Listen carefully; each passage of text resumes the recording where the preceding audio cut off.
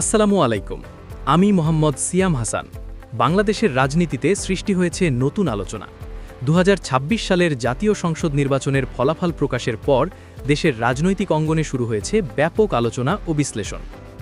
সর্বশেষ প্রাপ্ত তথ্য অনুযায়ী বাংলাদেশ ন্যাশনালিস্ট পার্টি বিএনপি এই নির্বাচনে উল্লেখযোগ্য সংখ্যাগরিষ্ঠতা অর্জন করেছে।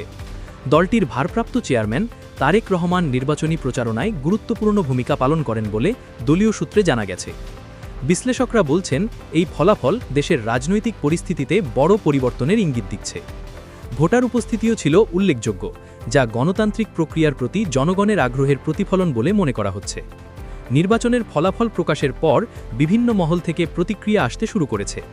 দেশের ভেতরে ও বাইরে নতুন সরকার গঠনের সম্ভাবনা নিয়ে আলোচনা চলছে।